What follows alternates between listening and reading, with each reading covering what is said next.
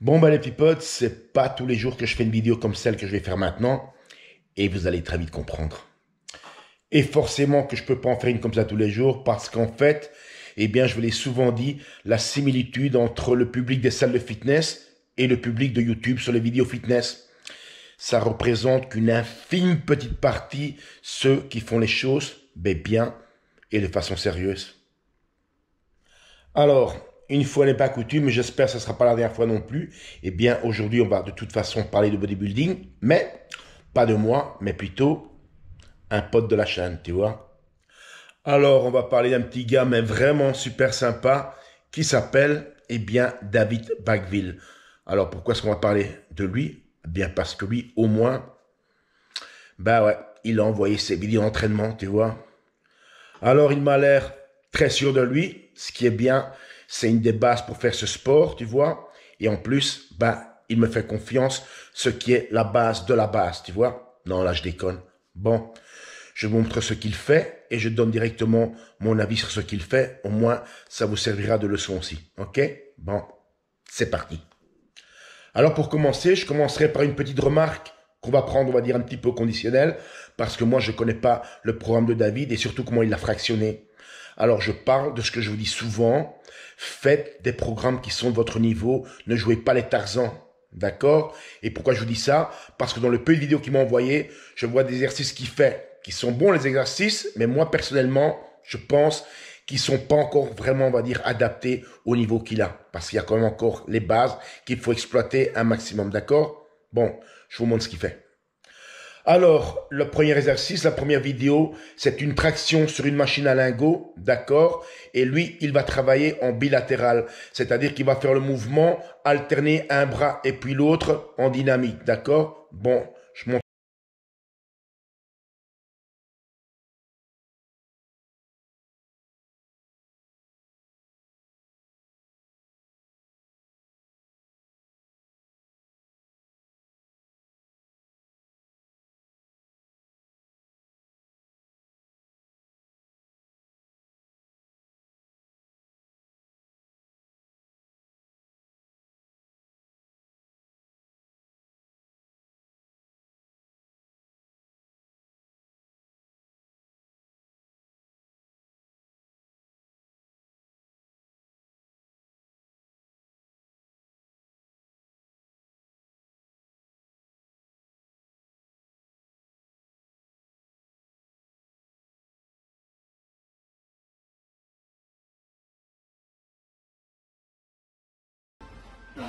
Alors, qu'est-ce que je peux en dire?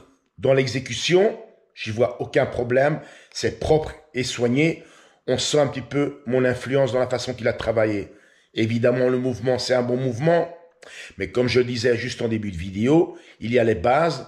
Et moi, vu le physique qu'il a, j'aurais préféré alors qu'il fasse une poulie en poulie large ou serrée comme il veut, mais quand même exploiter les bases plutôt que commencer sur des machines et avec des mouvements un petit peu alternatifs comme celui qu'il vient de faire là. D'accord? Je dis pas qu'il sert à rien le mouvement, mais ce serait mieux qu'il commence par les bases et les exploiter tant que ça marche, tu vois. Alors, deuxième séquence, développé militaire aux haltères, assis sur un banc.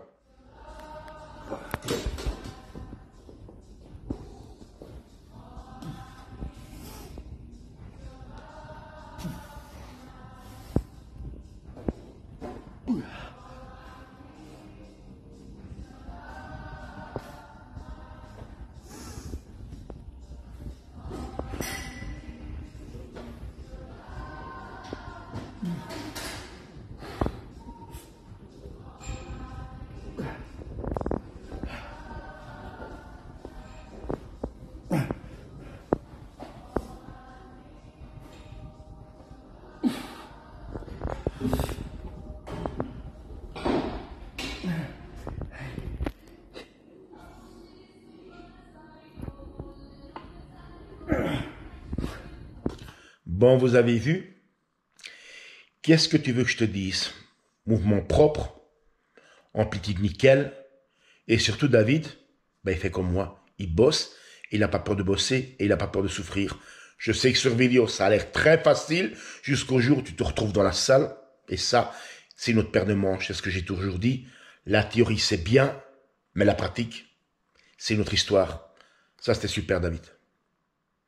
Troisième séquence, développé couché aux haltères.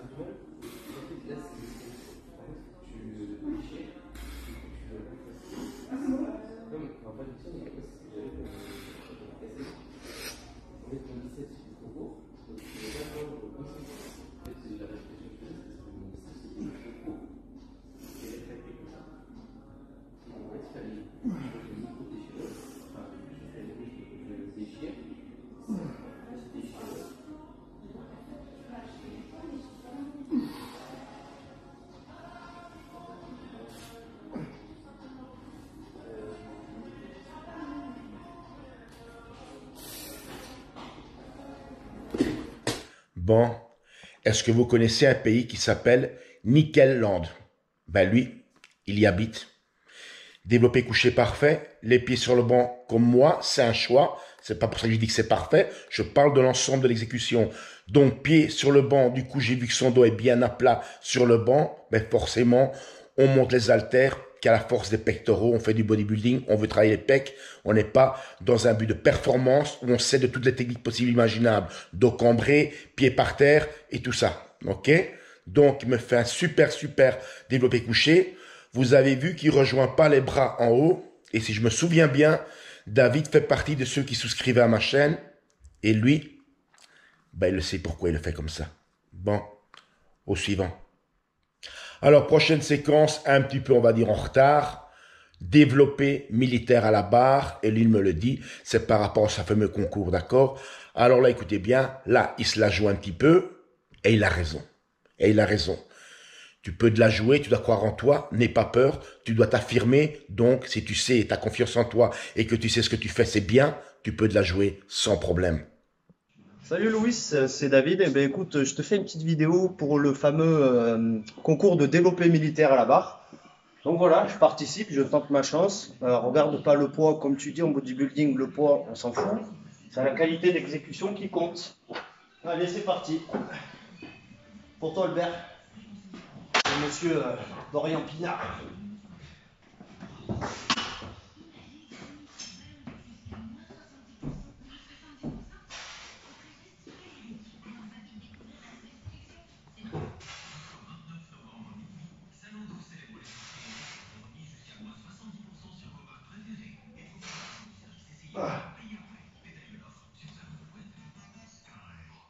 Et encore une fois, ben, qu'est-ce que vous voulez que je vous dise? C'est un développé militaire parfait. Il maîtrise les poids. Souvenez-vous, vous ne subissez pas les poids pendant que vous entraînez. Vous les maîtrisez, vous les contrôlez. C'est ce qu'il fait. Son mouvement, il est nickel de chez nickel. Il n'y a aucun cambrage. Il fait tout à la force des épaules. Il contrôle tout le mouvement. En fait, son développé militaire, là, il est académique. Un petit conseil, Dave, envoie ça au philosophe, comme ça il apprend un petit peu, tu vois. Alors, prochaine séquence, de nouveau, développé couché aux haltères, mais cette fois-ci à 35 kilos. Là, pour lui, c'est déjà du travail lourd. De toute façon, 35 kilos, c'est déjà du travail lourd à son niveau, tu vois. Évidemment, il a assisté avec quelqu'un, mais tu vas voir qu'il maîtrise tous les mouvements. Il va jamais subir les charges. Pourtant, c'est déjà du travail lourd pour lui. Bon, je vous montre ça.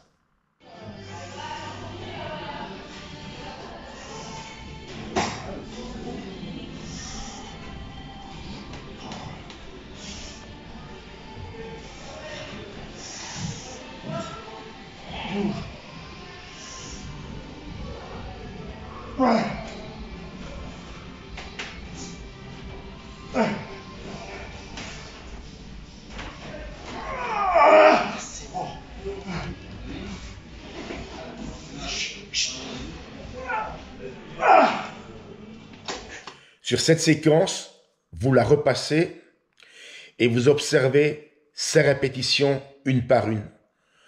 Vous allez voir que ces reps, elles sont homogènes et nickel depuis la première jusqu'à la dernière. Je crois savoir de qui il a appris ça. Sa série, elle est parfaite. C'est contrôlé même en lourd, c'est maîtrisé. À aucun moment il a subi les charges. Il a peiné vers la fin, mais ça prouve qu'il n'a pas peur d'avoir mal et qu'il n'a pas peur de souffrir. C'est là qu'on commence le vrai travail, tu vois. Lui, il bosse, le gars. Il dépose pas en disant, je suis un petit peu fatigué, c'est un petit peu dur. Non, non. Le gars, il va chercher la difficulté. Le gars, il a appris à aller chercher la difficulté et la comprend, tu vois. Prochaine et dernière séquence, rowing, un bras pour les dorsaux, mais à la machine. Bon, comme d'hab, je vous montre et je donne mon avis juste après.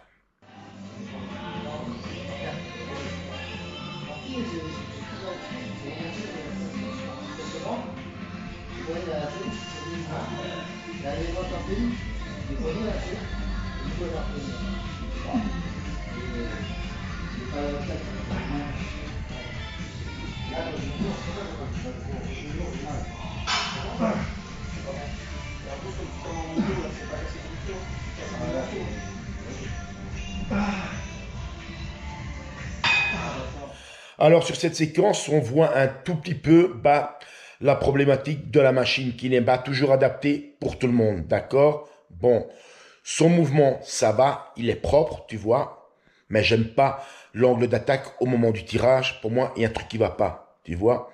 Du coup, je lui ai dit, reviens aux bases, reviens aux essentiels, le bon halter rowing sur banc, rien de tel pour se construire à dos. D'ailleurs, les pros encore de nos jours le font toujours, tu vois. Je sais que c'est sympa, c'est ludique d'aller sur des machines, mais quand même, les bases, les essentiels, c'est les haltères, ça marche toujours bien. Exploitez-les avant de sauter sur les machines. Les machines sont des alternatives pour nous, les gars avancés, mais vous, quand vous êtes encore en pleine phase de construction d'un physique d'une base, restez sur les essentiels. La base, les mecs, la base. Bon. Maintenant, résumé de la vidéo. Alors, pour commencer, bien évidemment, chapeau bas pour avoir eu le courage d'envoyer tes vidéos. Lui, il est sûr de lui, il croit en lui, et moi, j'aime ça. Alors, vous avez vu dans ces mouvements, on sent une grosse influence de ma part parce que tout est correctement exécuté. Il fait attention à ses mouvements, tout est contrôlé. En fait, c'est nickel de chez nickel. D'accord? Ça veut dire que lui, il a été malin. Il a profité de ma chaîne et il a su tirer le bon. Bon, moi, je sais que je prépare tout le monde, mais moi, je suis pas ici pour me faire des amis, tu vois. Je suis ici pour faire d'abord passer un message et montrer des choses qui sont faites de la façon correcte dans mon domaine, le bodybuilding, tu vois. Voilà, ça c'est un des petits résultats que peut apporter ma chaîne. Le gars va en salle, il a appris, il a assimilé et il va reproduire et il le fait de façon nickel, tu vois. C'est pas encore un bodybuilder, mais avec le temps et en s'appliquant comme ça, il va y arriver. Parce qu'en fait, ce que je fais, ça n'a rien d'exceptionnel. Au premier degré, oui, on voit un gars qui a mon âge qui a encore un physique pareil, ok. Mais c'est à la portée de tout le monde. Il suffit de le vouloir, tu vois. Et une dernière chose pour la musculation, si t'as pas la passion, si tu n'aimes pas le chemin qui te mène à ce genre de résultats, faut pas venir faire de la musculation, faut faire autre chose, tu vois. Si ta motivation, c'est juste de changer ton physique, forcément, tu vas vouloir que ça se passe en très peu de temps et ça marche pas. Il faut aimer la route et pas juste le résultat. C'est comme ça. On peut dire qu'une chose, c'est bravo Dave et continue parce que c'est nickel de chez nickel. J'espère que cette vidéo, ça va te motiver encore plus et tu vas mordre sur ta chic et tu vas faire les choses comme moi jusqu'à la fin. Passer tes années à faire ça, tu vas voir dans ta vie, ça va beaucoup, beaucoup t'aider, tu vois. Déjà, je vois que tu as beaucoup de confiance en toi. Tu arrives là, tu dis voilà, moi j'envoie les vidéos, voilà. Continue comme ça, tu vas voir, tu es sur la bonne route. Ça va te servir pour tout. Bon les petits potes, à la prochaine. Écoute bien. Il y a ceux qui écoutent le philosophe, et le philosophe m'écoutait moi. Eh ouais, c'est pas de la science-fiction, ça c'est la réalité. Parce qu'Internet, c'est une chose, tu vois. Mais la vraie vie, le vrai monde, c'est encore une autre histoire.